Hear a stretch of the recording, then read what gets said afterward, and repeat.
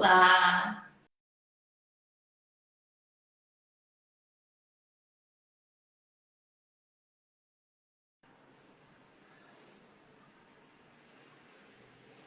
Tô esperando nossa.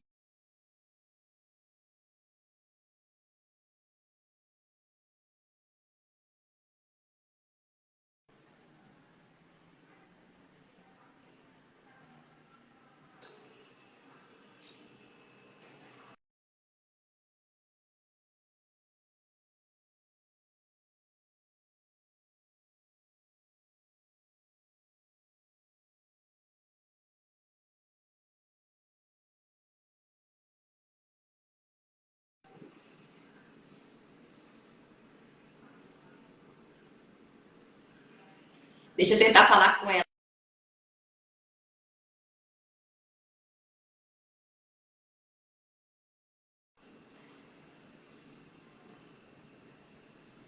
Oi, Márcia. Tudo bom? Tá me ouvindo? Tudo. Mas eu já tô ao vivo no Instagram, então eu acho que você tem que aceitar o meu convite, não no privado, mas o meu convite que eu fiz para você no. Tá. Deixa eu te chamar de novo. Não, aqui que eu já tô ao vivo. Ah, eu vou te chamar de novo. Pronto. Vê se você recebe.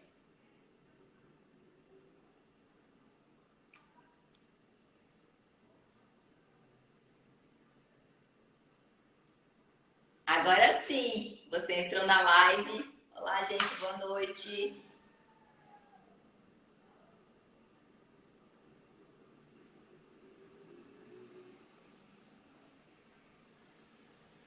Agora eu te chamei e te convidei de novo. Aí, agora deu certo. Só que sua câmera tá virada ao contrário.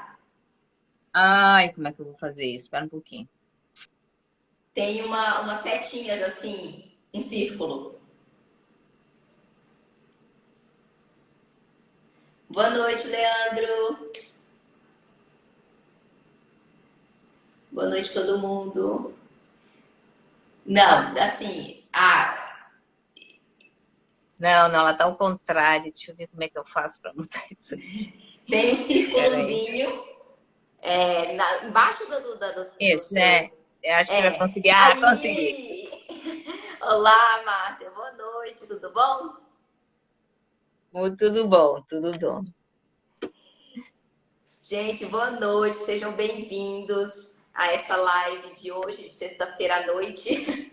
E eu vou apresentar para vocês a nossa convidada, que é um prazer imenso ter aqui com a gente no Instagram hoje, que é a Márcia Barbosa. Ela também é física, professora titular da Universidade Federal do Rio Grande do Sul, membro titular da Academia Brasileira de Ciências, ganhadora do Prêmio L'Oréal Unesco para Mulheres em Ciência e eleita membro da Academia Mundial de Ciências em 2013. E em 2020 foi eleita pela revista Forbes como uma das 20 mulheres mais influentes do Brasil. Gente, eu não tenho nem roupa para essa live. Muito obrigada pela presença, Márcia. Ótimo estar aqui conversando contigo.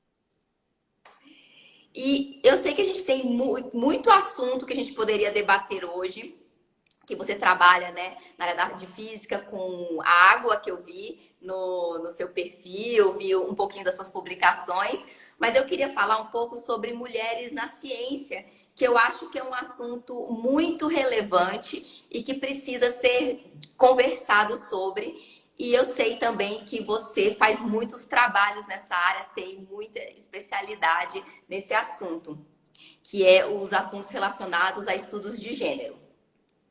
Sim. E levando em consideração o meio acadêmico, eu queria perguntar para você que muitas vezes alguns comportamentos dentro do ambiente de trabalho acabam sendo normalizados por todos, incluindo por nós mesmas, mulheres.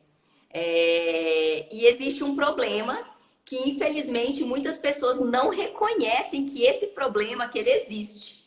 Saiu uma reportagem hoje, inclusive, na revista Cláudia, sobre os principais desafios das mulheres no meio corporativo: machismo, diferença salarial, assédio e falta de oportunidades. E esses foram somente alguns dos obstáculos citados pelas CEOs dessas empresas grandes que responderam a essa entrevista. Qual o paralelo que nós podemos traçar com o meio acadêmico? Quais são os maiores obstáculos para as mulheres e também para a comunidade LGBTQIA+. Tá. Vamos começar com onde tem mais estatística, que é a questão de mulheres. As mulheres na área de física, na graduação, são em torno de 20%. Isso decai lá para 13% quando chega a pesquisadoras. Pesquisadoras no topo são 5%. E membro da Academia Brasileira de Ciência, 4% na área de física. Então, vocês estão vendo que é terrível.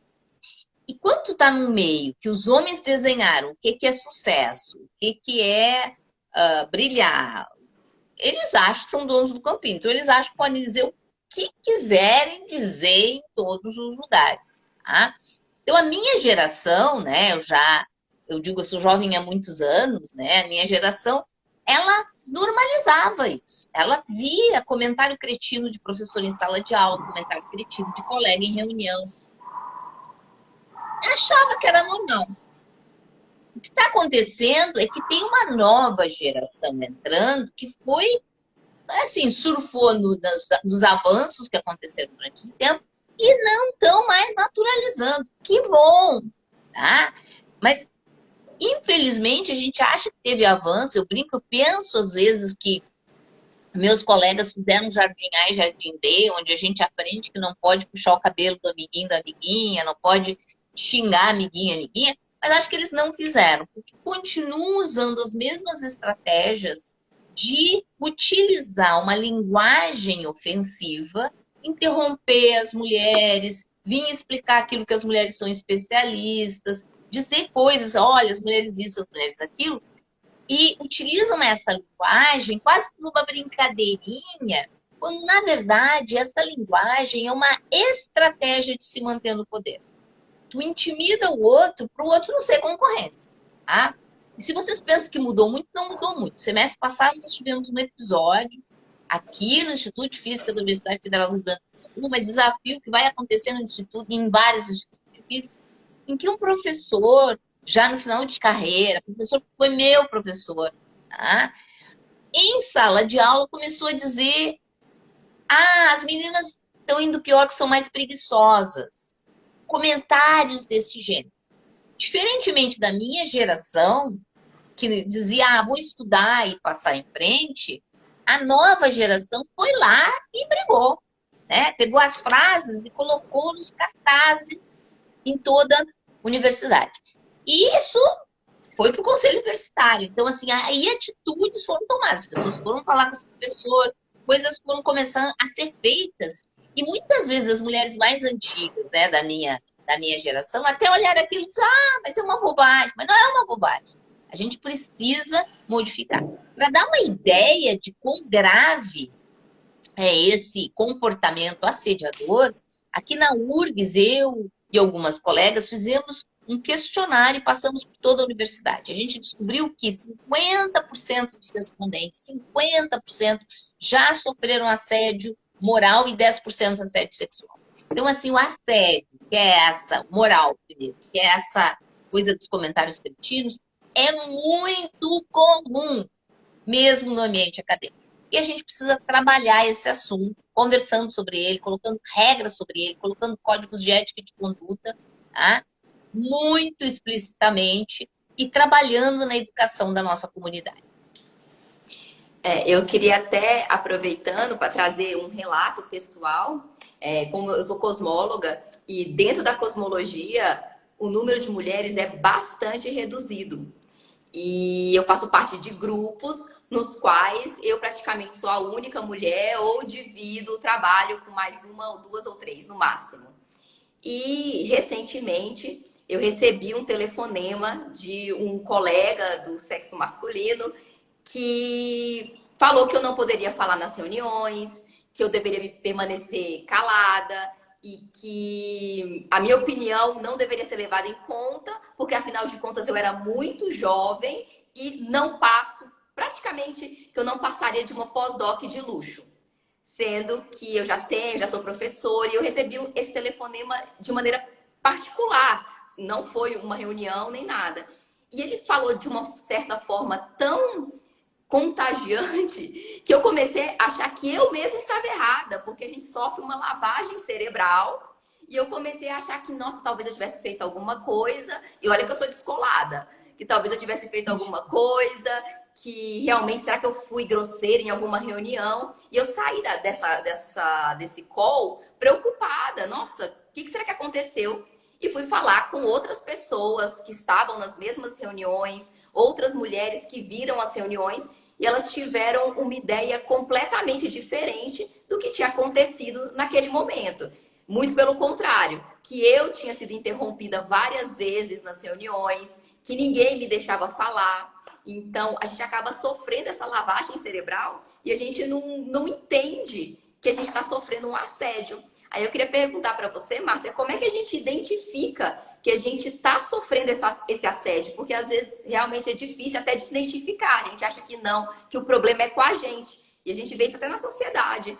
Vítimas sendo apontadas como se elas colocadas como vilãs da história. E a gente vê isso em todas as esferas.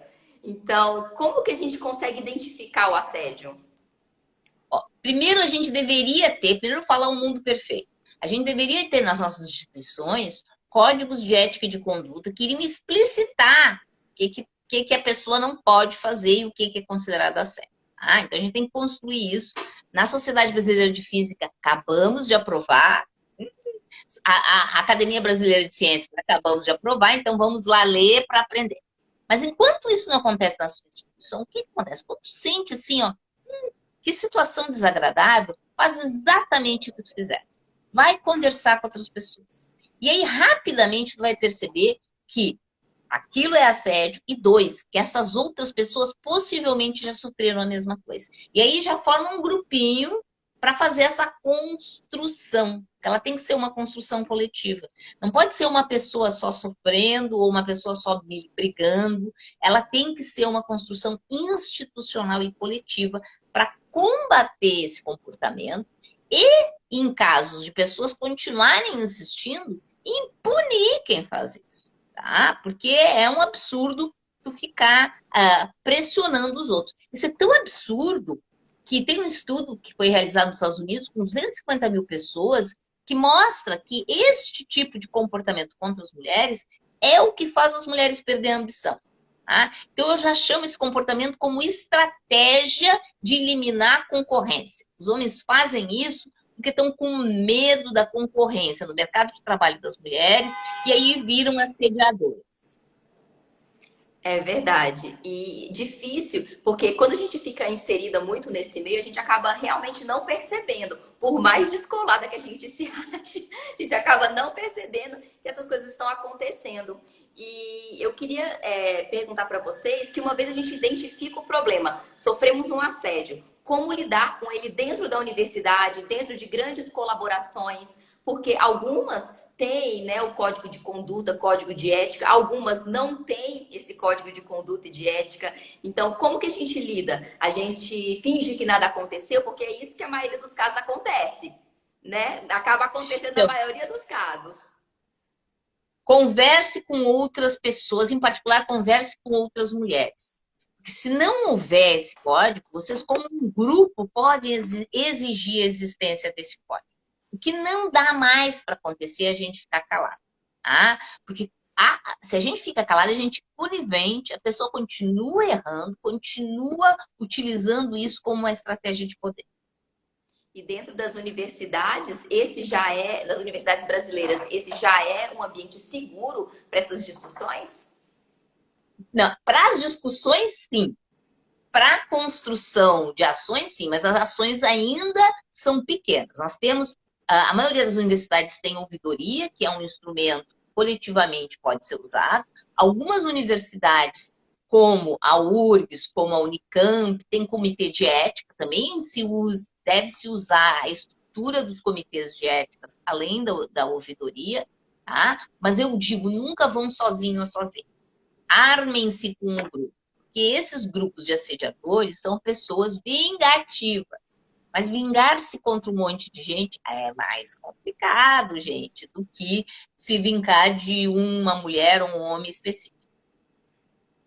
E essas políticas de assédio, elas acontecem muito contra mulheres, mas também outros grupos minoritários. Eu tive conversando com as meninas do Mamute na Ciência, eu não sei se você conhece, que é a Gabi, da Universidade de Lorena, mulher trans da física, e a Rebeca, e elas estão numa luta para tentar também colocar na USP para as pessoas poderem usar o nome social, banheiros. Nada disso ainda está institucionalizado dentro da universidade. Então, acaba sendo bastante difícil. É uma luta bastante árdua também para esses grupos LGBTQIA+. E o que a gente descobriu nesse estudo de assédio é que 50% da comunidade sofreu assédio moral e 10% sexual. Mas que os grupos mais assediados são mulheres, negros e negras, gays, trans. Ou seja, o assédio ele é direcionado para aquele ou aquela que é distinto desse grupo, que é o homem branco. Tá? Então, a gente precisa trabalhar dentro das estruturas não só a questão da denúncia, que é muito importante, mas da educação.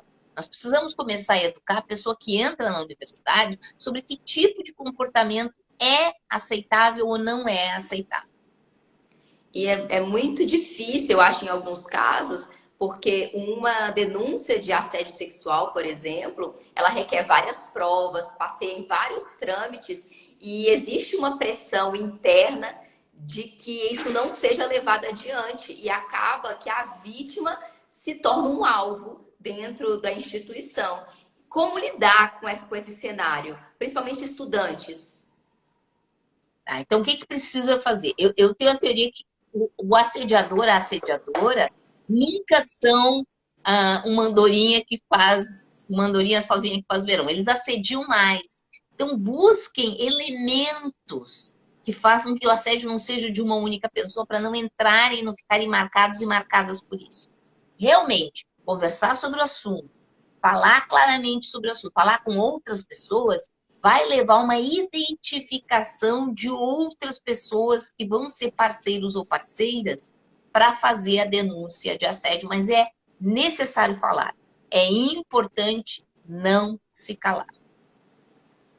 Inclusive, tem um documentário bem interessante na Netflix a respeito desse assunto, das mulheres que se reuniram para poder mudar a política das instituições, que elas estavam sendo reprimidas, chama Mulheres na Ciência, eu acho. Elas na Isso. Ciência.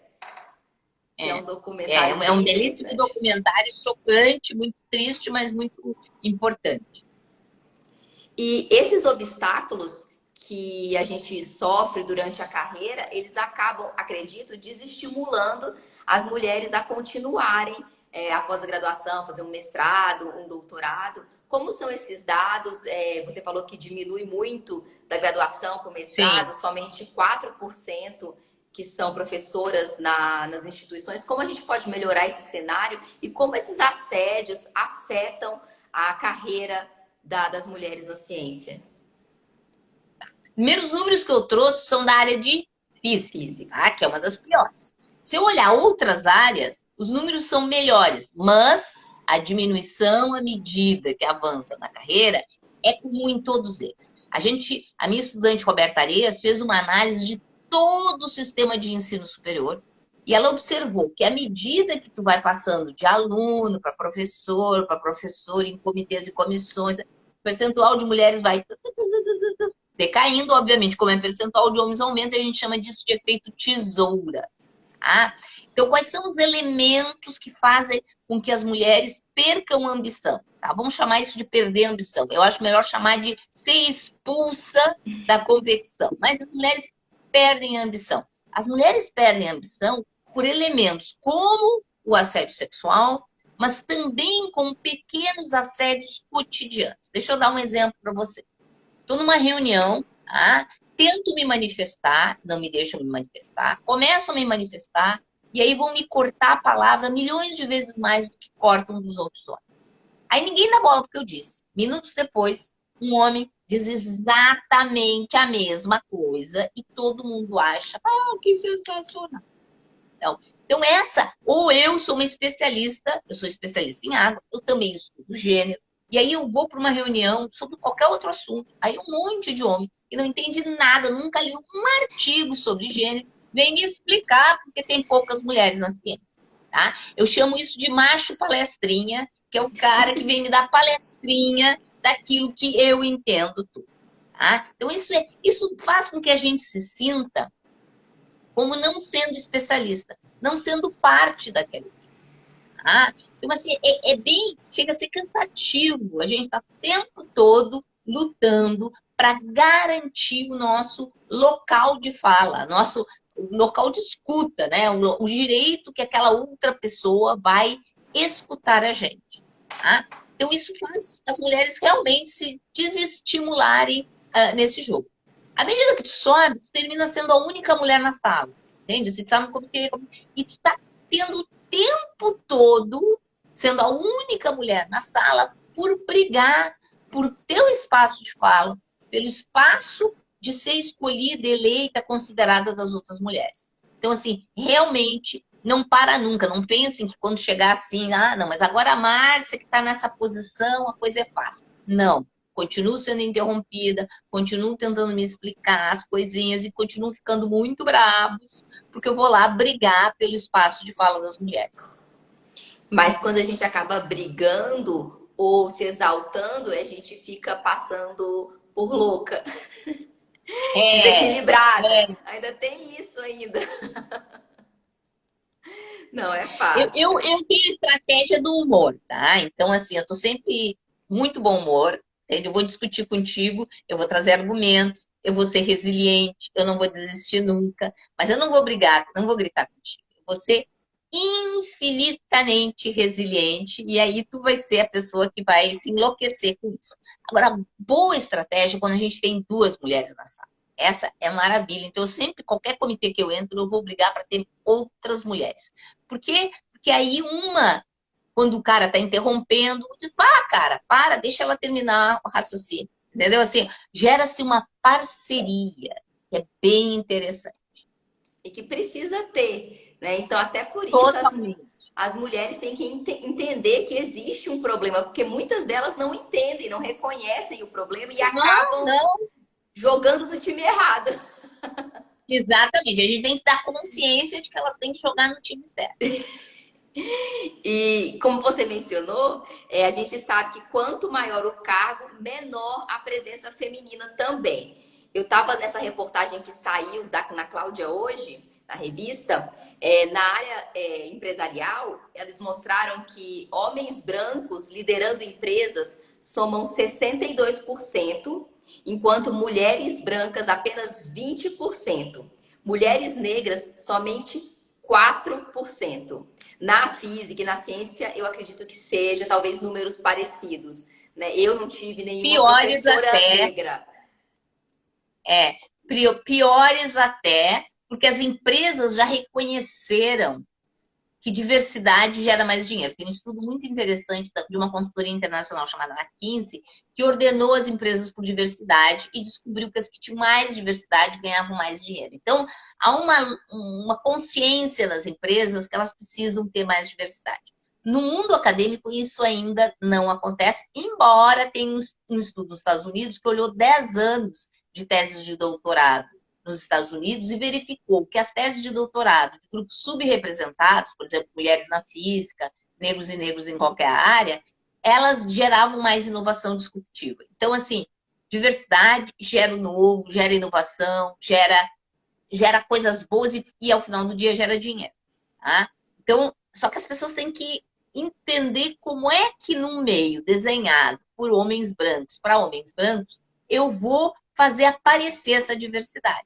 Tá? Então, tem um desafio aí bem importante para a gente eliminar os obstáculos, mas ao mesmo tempo olhar o desenho da carreira e identificar onde esse desenho é ruim para negros, negras, gays, trans e mulheres. Então, a gente vai ter que olhar a carreira e repensar ela em algum momento. Quando isso não acontece, nós vamos ter que desenhar na carreira medidas compensatórias. E é isso que é uma luta muito grande, mas algumas instituições já estão fazendo, por exemplo, medidas compensatórias com essa questão da maternidade. E eu lembro que eu fiz uma live também com a professora Vanessa e com a professora Erondina da UNB, e elas falaram exatamente sobre a questão da maternidade. Vanessa falou que na época dela, ela não tinha auxílio para quando teve o neném, não teve licença. Se ela quisesse sair de licença, ia ser cortada a bolsa. Na época que ela mais precisava de dinheiro. E ela disse que já tem progresso nessa direção. Aqui no Brasil já tem, né, a licença maternidade remunerada, que antigamente não tinha. Então a gente já acaba vendo um certo progresso também nesse sentido, apesar de muito lento ainda. Poderia ser um pouco mais E assim, rápido. com muita briga. As licenças maternidade surgiram lá atrás, quando a gente começou a se mobilizar, fazer eventos, se brigar, e brigar, e brigar, e brigar, e aparecer. Agora tem um movimento focado chamado Parent in Science, que é focado para tratar essas questões da maternidade. Então, já estão começando a surgir políticas públicas, né? Mas há muito esforço, vindo sempre de organizações de baixo para cima, não tem uma visão, vamos dizer assim, das organizações, dos institutos, das universidades, do MEC, não tem ainda essa visão. A gente precisa construir, junto com o movimento de baixo para cima, organizando, tem um movimento de cima para baixo que compreende a importância da diversidade e, com isso, identificando onde temos maiores dificuldades de desenvolver essa diversidade, que medidas compensatórias precisam ser estabelecidas. Por exemplo, agora na URGS nós temos pontuação adicional dos concursos se a candidata é uma mãe. Tá? Então ela vai ganhar pontinhos a mais no concurso, porque identifica que teve um momento da carreira dessa pessoa e ela parou tudo para ter um filho. Então isso tem um peso de artigo, vale alguma criança, vale algum artigo. Ao mesmo tempo, nos concursos, se não tiver nenhuma mulher na banca, se não tiver nenhum negro ou negra na banca, o departamento vai ter que explicar por quê. Tá? Ou seja, a diversidade passou a ser um ingrediente importante dentro da universidade. Mas isso não veio da administração da universidade, não. Isso veio de baixo para cima dos movimentos feministas, pró-diversidade, dentro da própria universidade. É bem interessante. Na minha época, quando eu formei na UNB, né, em 2006, eu não lembro desses. Não tinha esses movimentos, não tinha toda essa mobilização em prol de minorias. Inclusive, a universidade era bem menos diversa naquela época, se você for parar para pensar bem, né? A universidade ficou muito mais diversificada depois desses programas de inclusão, né, dos governos anteriores, enfim. Porque a universidade era bastante elitizada na minha época. E assim, vocês veem que está tudo concatenado, né? Não é dizer assim, não, vou ter um grupinho só brigando por mulheres, outro grupo só brigando por outros só brigando. Não, à medida que tu estabelece a cota na universidade, entra o diferente estabelece lutas que vão ser tomadas como uma luta ampla pró-diversidade. Tá? Então, é inaceitável pensar que eu tenho pautas muito específicas. Isso me lembra, pautas específicas, me lembra a primeira onda do feminismo, que era pró-voto, e era tudo de mulheres brancas da elite, né? E aí as mulheres negras digam, e eu não sou mulher? Né? E eu vou dizer assim, e as mulheres trans vão dizer, e eu não sou mulher? Então a gente percebe que a luta transicionou de uma luta de uma elite de mulheres brancas para um grupo grande que vai muito além de nascer com esse estigma de mulher. São grupos que não estão dentro da hegemonia que é a do homem branco. Vou dizer mais, é a do homem branco do hemisfério norte. Tá? Porque quando eu olho ciência, a ciência que é tida por Maria topo é a ciência feita pelos homens brancos do hemisfério norte. É verdade. E a gente vê isso também em cargos de liderança dentro da universidade. Pouquíssimas mulheres, Tudo bem, eu moro na China, né? Eu trabalho lá, eu sou filiada a uma universidade chinesa, mas eu não vejo que tem tanta discrepância, pelo menos da época que eu estudei no Brasil, entre o número de mulheres lá e o número de mulheres aqui. Por exemplo, lá no meu departamento somos apenas duas professoras mulheres, dentre todos os outros homens. E como é aqui no Brasil, como é que estão os cargos de liderança dentro das universidades? Pelas mulheres, bolsas de produtividade do CNPq, mulheres membros da Academia Brasileira de Ciência, escalando aí na carreira, como que está esse aumento da participação feminina? Tá, vamos por partes. Primeiro, lembre que eu falei, à medida que avança a carreira, o Uhum. percentual de mulheres diminui. Hoje, na Academia Brasileira de Ciências, as mulheres são 18%. Ah, que baixo! É campeã mundial, gente. As outras academias são piores que a brasileira. Ah, então, a Academia Mundial são 15%. E estamos fazendo uma luta enorme, eu sou membro, estou fazendo uma luta enorme para ter eleições em que só possam ser eleitas mulheres para tentar reverter esta situação. Tá? A situação tem melhorado? Tem melhorado, mas não no topo. Tem melhorado na base. Então, hoje no Brasil, as mulheres já são, quando eu não olho físico, olho todas as áreas, as mulheres já são 50% na universidade, na graduação, mestrado e doutorado. Isso já é uma vitória, porque as mulheres começam a entrar no ensino superior no começo do século XX, gente. Então, assim, foi um avanço enorme. Hoje são metade do pessoal fazendo conhecimento, tá? O problema tá quando eu vou olhar o CNPq. Por exemplo, as mulheres dentro do CNPq são 37% das bolsas de produtividade de pesquisa. Tá? Mano, na minha área são 13%. Tem avançado isso? Tem, mas tem avançado lentamente pela falta de políticas específicas. Então, a gente precisa, vamos dizer assim, dar grande apoio nessas políticas desenhadas pelo Parents in Science, que levam em conta essa questão da maternidade. A gente precisa instrumentalizar nossas agências de fomento com políticas que vão atacar as questões de assédio, vão buscar ter essa diversidade. Então, a gente precisa trabalhar muito, porque esses 37% eram 32% há 20 anos atrás. Então, assim, ó, de 32 para 37, eu precisar esperar 20 anos, é devagar demais. Então, a gente precisa desenhar políticas públicas para conseguir fazer este avanço ser mais rápido. E você falou que no Brasil, a Academia Brasileira de Ciência ainda tem mais mulheres em comparação com as outras academias de ciências espalhadas pelo mundo.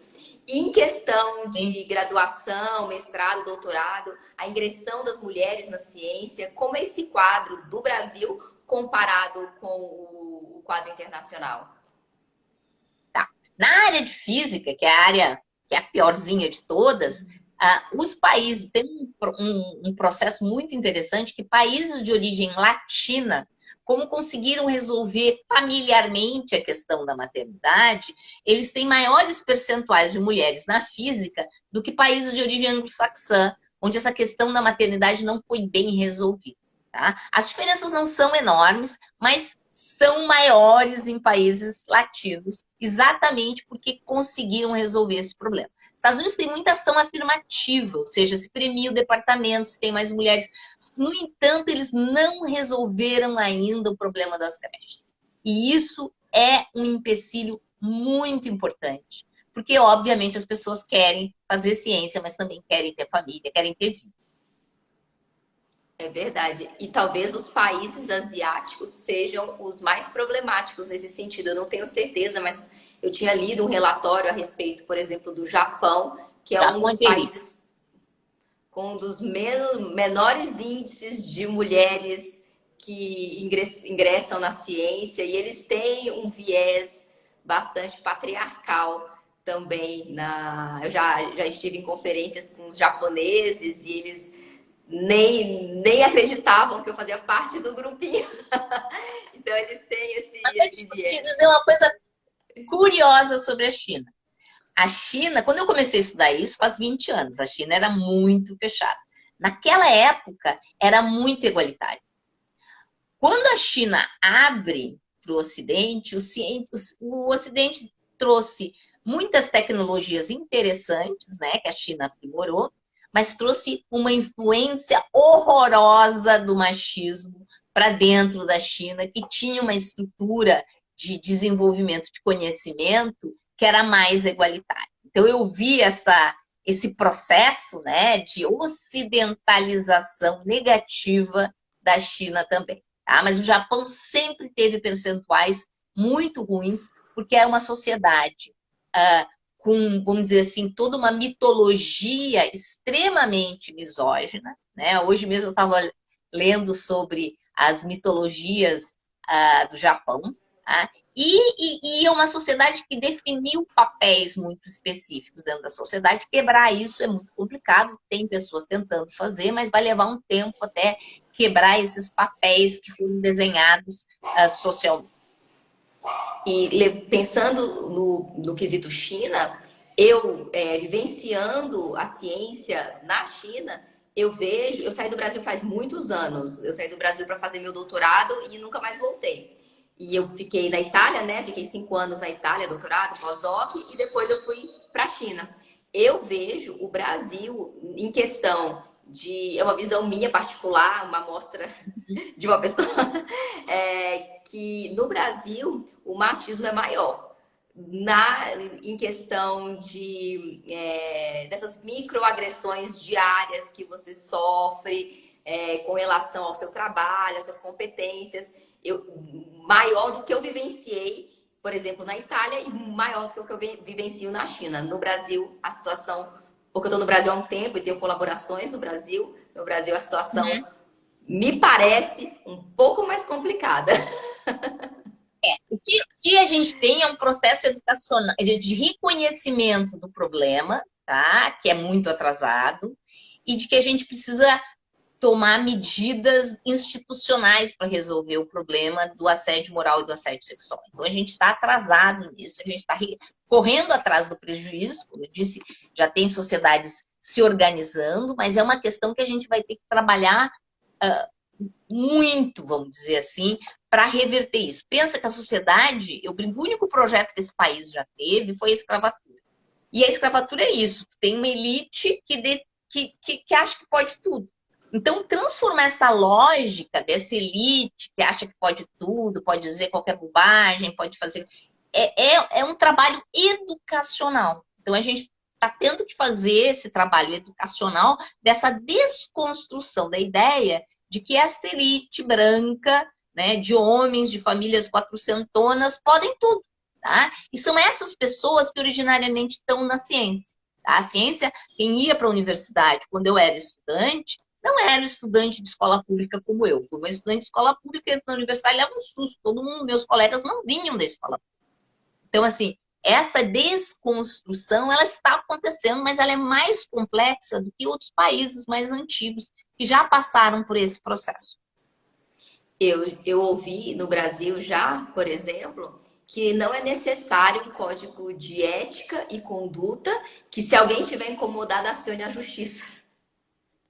Não, Já precisa para educar, gente. Acima de tudo, é educacional. A gente tendo o código, a gente mostra esse código para as pessoas que estão entrando nas organizações e elas vão compreender como é que elas devem que aquilo é errado. Tá? Esse episódio que eu citei, das meninas que ouviram horrores do professor, colocaram as frases nas paredes sem dizer o nome do professor. E aí os meninos vão lá e arrancam os cartazes, demonstram que a gente não está conseguindo educar, esse professor não está conseguindo educar, esse não está educado e está deseducando os jovens. Tá? Então, assim, tem um processo educacional importante sobre o que a gente pode e o que a gente não pode dizer, né? E fazer. E nas relações de trabalho, nem tudo nem tudo é ok. Não está ok chamar as meninas de preguiçosas. E a gente também tem que evoluir com os anos, né? Na década de 90, tinha várias coisas que eram normalizadas, que tudo bem, que ninguém falava nada. E as pessoas daquela época, hoje, querem agir da mesma forma e não veem que a sociedade mudou, que as pessoas não aceitam mais certos comentários, certas atitudes e não querem mudar. Então, acho que essa é uma grande dificuldade também nessa questão de educação, é educar velhos que não querem mais ser educados. E assim, ó, vai ter gente que vai, assim, quando os jovens vêm reclamar, vão dizer assim, não, baixa a cabeça, estuda, que isso vai passar. Ah, não, vamos reagir. Ah, é muito mimimi, essa nova geração é muito sensível. Ela não é sensível. Ela é consciente de que tem o direito de ter relações de trabalho que não sejam violentas. Tá? E isso significa realmente que vai ter que reaprender. A minha geração tem que reaprender. Todos os dias eu aprendo sobre o que dói no outro e na outra, que não é igual o que dói em mim. Então eu preciso compreender essa dor, tá? E respeitar e não ser a fonte dessa dor. Mas eu vejo, espero pelo menos que nessa geração nova realmente as coisas estejam mudando mais, porque a minha geração, que quando eu fiz, né, meu mestrado, meu doutorado, enfim, eu sofri, por exemplo, como todas nós sofremos várias, né, agressões durante todo esse tempo, um assédio moral bastante forte, que foi abafado pela instituição, porque não, né, não pode falar, não pode dizer, não, vamos resolver internamente, mas que no fim das contas ninguém resolve nada, ninguém é punido e fica por isso mesmo, né? Vira pizza. Como muitas coisas no Brasil têm virado pizza. E para que isso não aconteça mais, como que a gente pode melhorar a situação de gênero, né, dessas questões de gênero nas ciências exatas no Brasil? Qual que é o próximo passo?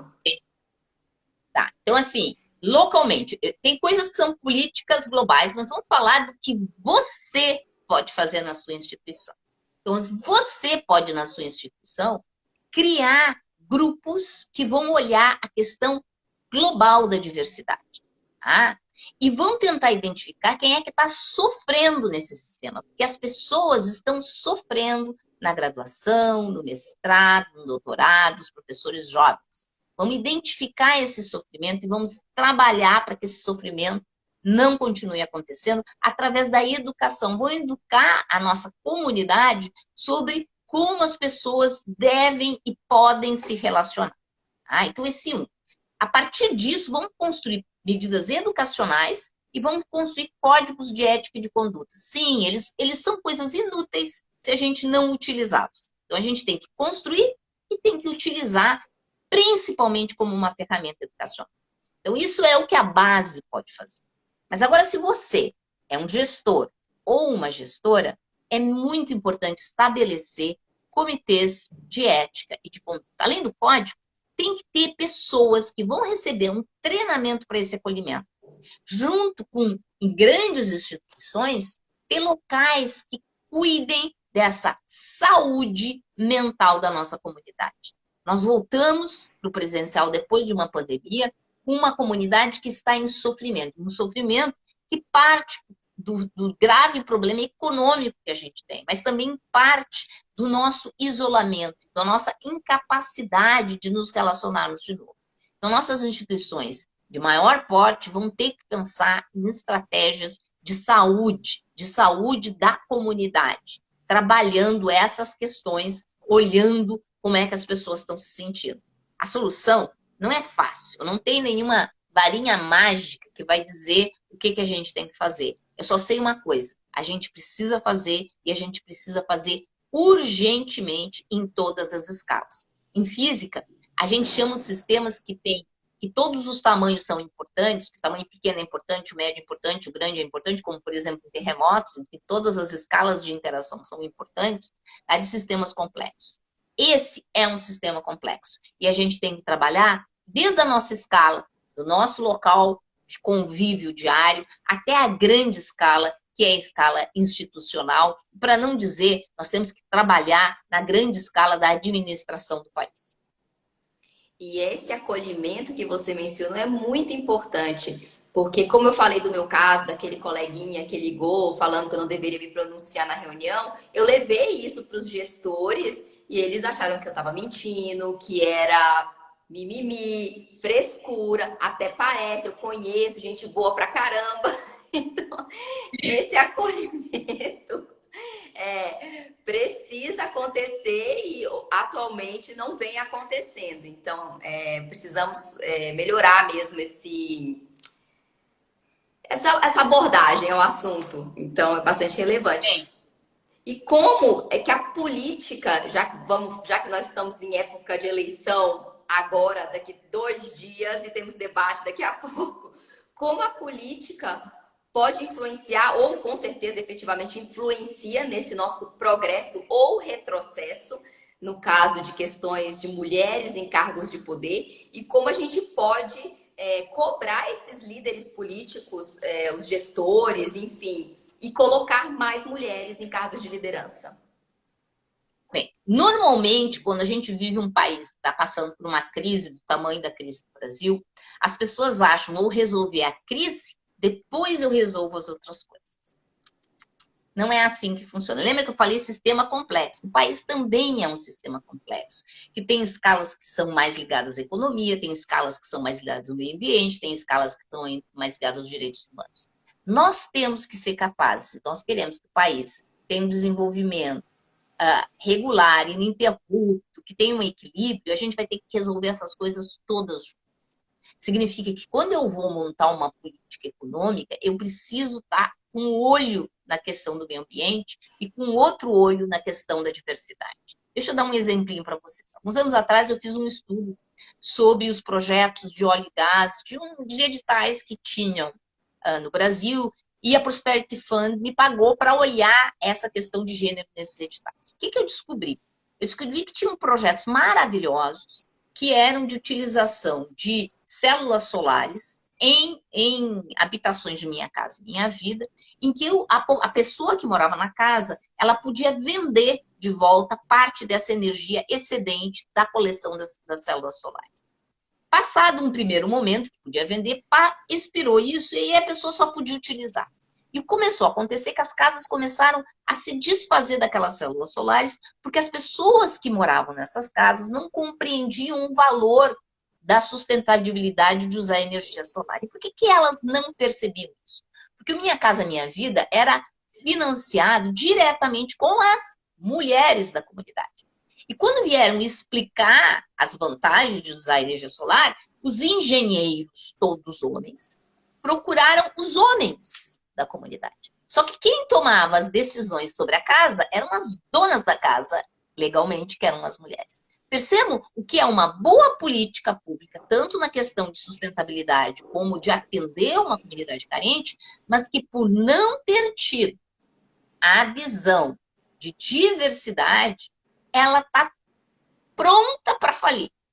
Tá? Então, assim, eu preciso estar com essas coisas todas concatenadas. Então, quando eu penso numa Secretaria da Mulher ou num Ministério da Mulher, ele não é para fazer políticas separadas, mas ele precisa estar entranhado, tá? Totalmente entranhado em todas as demais políticas. E tem que ser uma visão que eu vou olhar qualquer coisa, eu vou me perguntar sobre essa coisa, se ela é sustentável, se tem diversidade.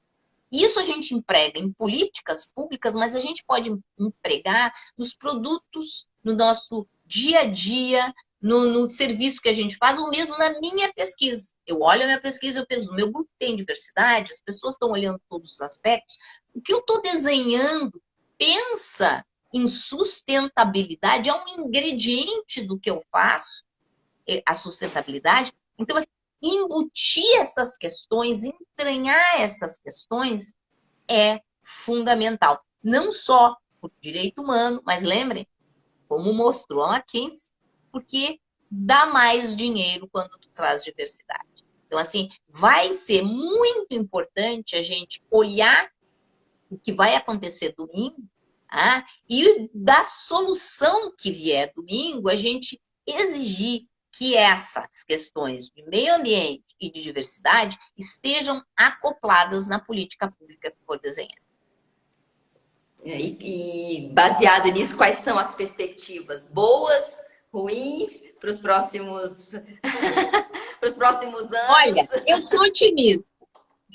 Eu sou otimista, eu acho que nós vamos conseguir eleger quem no passado resolveu o problema da fome, que agora no futuro vai resolver de novo o problema da fome, mas agora com uma pegada, porque está cuidado de mulheres, uma pegada que consiga entender que além de levar diversidade para dentro da universidade, a gente vai precisar garantir que essas pessoas concluam os seus estudos, mas mais que isso, fazer um processo de transformação dessa universidade, desse conhecimento que é produzido dentro da universidade. Nós estamos sofrendo no mundo um grande processo de fuga e de descrédito do setor universitário, com a criação de cursos que eu chamo quase de adestramento, produzidos por essas grandes corporações de universidades da Bolsa de Valores, ou mesmo esses cursos que são dados pela Google, pela Amazon, tá? De formação de pessoas que conseguem responder questões técnicas, mas que não são pensadores.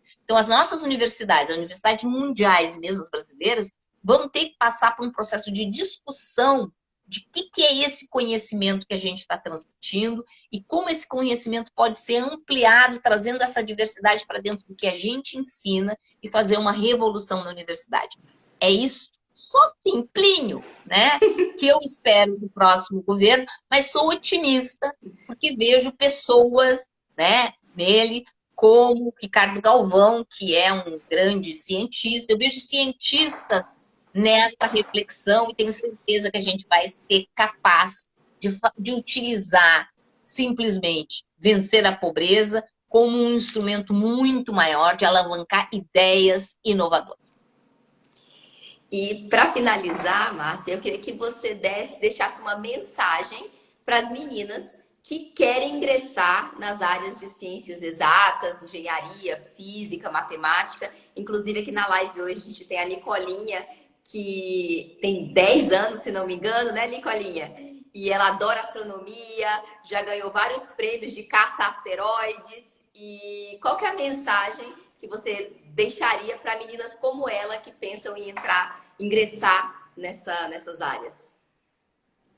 Olha, o conhecimento científico é uma grande aventura. Tá? A gente é que nem detetive, a gente tem uma pergunta e a gente vai caçando essa resposta. O momento que a gente entende algo é um dos maiores prazeres da vida. Então, vale a pena entrar nesse meio que a gente tem que brigar tanto, que a gente tem que lutar tanto, porque é muito divertido. É um processo coletivo, internacional e divertido. E entender algo, não existe melhor prazer, né? Isso mesmo, gente. Márcia, eu agradeço muito a sua presença aqui no canal. Foi muito rico e esclarecedor e espero que a gente possa manter contato por aí na vida, apesar de sermos de áreas da física diferentes, mas estamos juntas nas questões de gênero, nessa batalha, e espero que nós possamos conversar mais vezes. Muitíssimo obrigada por ter aceitado o convite. Foi um prazer. Um prazer. Gente, boa noite. Tchau, tchau. Beijos.